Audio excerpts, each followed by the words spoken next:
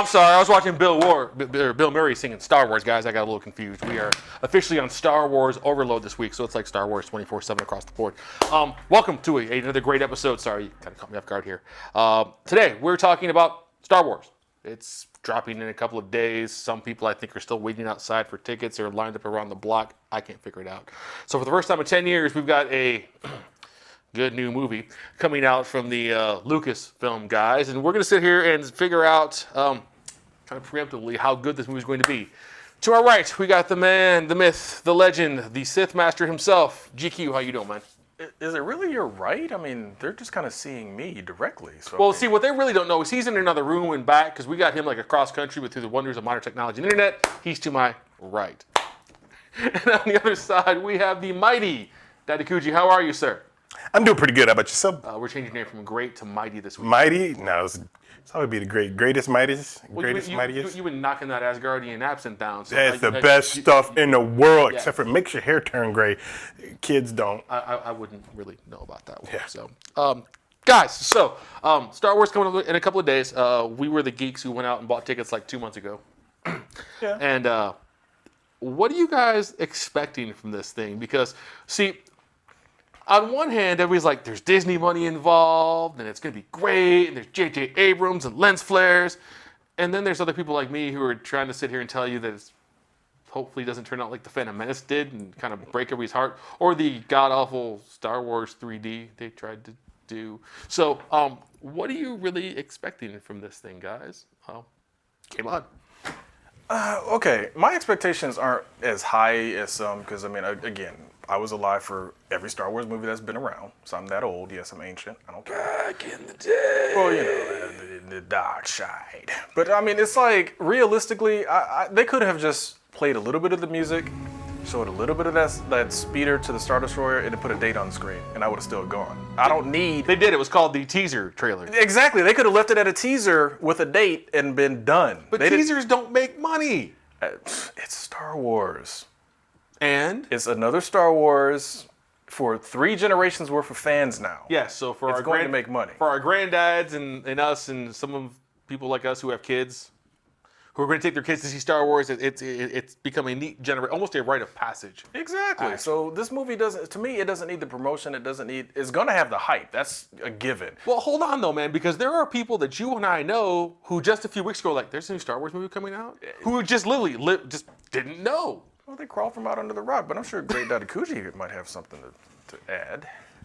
Inside my body right now, there's a lot of feelings that are going on. This could go a couple different ways, guys. So, as Reggie Philomene says, my body's ready. But at the same time, everybody does. I personally don't want the Phantom Menace syndrome, because the Phantom Menace syndrome was yourself after the credits roll for this movie trying to convince yourself that this movie was good. 2 things in the movie everybody liked. They liked Darth Maul and the all 12 seconds of him. Yeah, and they liked the pod racing scene, but everything else... No, they didn't. Yeah, they did. I hated that scene. Look, when I went to see it, I was on the edge of my seat because it was exciting. You never saw anything like that in a Star Wars movie. That took 10 minutes away from lightsaber battles in Star Wars. It might have. I do not want to see Star Wars NASCAR. But it was great. It was Star Wars NASCAR.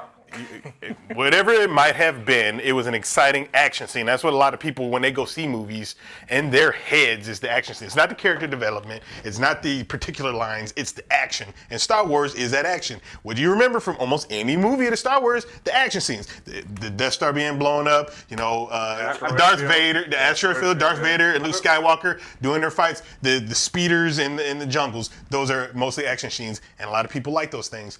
And with saying that, the whole entire movie was not a really great movie. But at the same time, they know that. So they realize that doesn't make a movie, so let's see what we can do. I'm trying to keep my eyeballs away from anything Star Wars related right now because I want to go in fresh. I want to see this movie, not seeing any trailers, not seeing anything, because it can work. It can give you that false sense of reality that you got, because what did you see in the trailers and the TV series for Phantom Menace? You saw the pod racing scene, you saw the Darth Maul, them doing this. You saw that stuff. It's like, oh, this movie's gonna be great. And when you sit in the theater again, you were like, oh, this movie's great because I got to see. I'm trying not to do that because I don't want to try to have to convince myself that this movie was good. Fair enough. I can agree with that. I can agree with that because I've always been preaching that one of the things that they should have kept under wraps was Darth Maul's double-bladed lightsaber. It was unnecessary to show that in the trailer. I'm sitting there like, if they would have just showed him having a weird-looking lightsaber, just an extra long hilt, that would have been fine. It'd be like, how is he going to fight two Jedi at the same? Oh my goodness, he's got another blade in there. That would have been cool. I would not have minded finding that out in the theater. Hold on though, marketing 101. Yeah. And you have a degree in marketing, like I 6 do. of them. I do. Show them a little tease, give them a little bite, and then make them come buy it. That's exactly what these trailers did. That was the wrong tease, almost like they did with Terminator Genesis. Oh, no, see, that's so too much. They showed the movie. But see, here's the kicker, and we've had this discussion before of why I just don't put stock in most trailers because they either give you the whole story, they show you things that don't exist, or they just flat out lie to you. I need the latter. I need the latter. They need to start doing Islander in-games from now on. Shoot scenes that are not in the movie. You get the movie. Well, I didn't see any of those scenes. Right. They did the Last Avengers flick. They did? Yeah, there was a few scenes in that trailer. Yeah, there was a couple things in the trailer that didn't happen the way they, But I mean, at least in the run-up for this, and I think, because Disney owns ABC, and I swear on every ABC freaking movie, their TV show, there's like 3 of these things. It's not like they've given you ample amounts of footage. You know how like most movies will give you, literally like 10 minutes of the movie and the 5 trailers leading up. Yeah. This is literally the same 3 minutes of again, darn near 3-hour movie. Like I said, I'm not saying that they're giving it all away. It's just, to me, it's like it's Star Wars. It hardly needs that. Now, here's what I don't know, man, because there was such a bad taste out of those last prequels, which have been garbage, that, yes, they're trying to show you, we've done a good job. This will be a good movie. No. I get that. You want to spend your money. I get that, but here's where, like I said, I don't think they need to sell it as hard or make it such a hard sale. It's a completely different director. Lucas is completely out of it. So, like, that was one of the big gripes with the prequels. We all agree on that. Right. Lucas is a great creator, but he cannot direct. He's just he didn't not write good at any of it either. Right, so it's like with he didn't put his kids in this one. Exactly. So like J.J. Abrams, fresh take is kind of like we're getting a brand new Star Wars. Take it however you want to take it. We're getting a brand new Star Wars for the first time in all these years. 10 years. BB-8 is going to steal the movie because it's going to be so cute. He's going to be new Jar Jar. Don't you dare. Hey, look, man. In the effort of full disclosure, I would love a little robot that rolled around and did stupid things. Same way I would like a little like creature that shot lightning at people I didn't like either. But yeah, well, again, Star Wars has. I mean, the first Star Wars was about a movie. Then it all became about merchandising. It's a trap, and I'm not mad at them for it. Merchandising. Oh, it's still about merchandising. I just saw an ad that said the Star Wars collection, and it was talking about Star Wars clothing. It said the Star Wars collection by whatever. They got it at Hot Topic. I don't know what that. This wasn't Hot Topic. This looked like it was like runway models wearing freaking Star Wars stuff. Hot Topics. Send a check. Oh my. But here's and again, this is now from the market. Now I do love marketing. Let me say that completely. I love some of the commercials that they're doing because they are ripping and pulling on your nostalgia strings like as hard as they can. Like the Stormtroopers, they went that way. Right. The Battlefront one was classic. The whole starting off, you played Star Wars as a kid, blah blah blah. Get into the office, dude pulls up in an X-wing at your job. I'm like, dude, that hits every little ping of every little emotion you had as a kid growing up. So all these Star Wars commercials are amazing. I will definitely give them that because they're just like, wow, they're finding really cool ways to pimp my childhood. But they've been pimping your childhood for years. Yeah, I know, Michael Bay. I should know. Oh, so all right, we're winding down in time, guys. Again, this movie comes out in about 36 hours from right 5. Well, no, from show. From right now. We're filming this live. From right now, let's see, it's probably 10:09 on the East Coast now. Yep. So probably about 36 hours from now. Yeah. I mean, people are already starting to line up for this thing. Yeah. All right, what do you think is going to be in this movie? Give me the great didos. Man, you know what?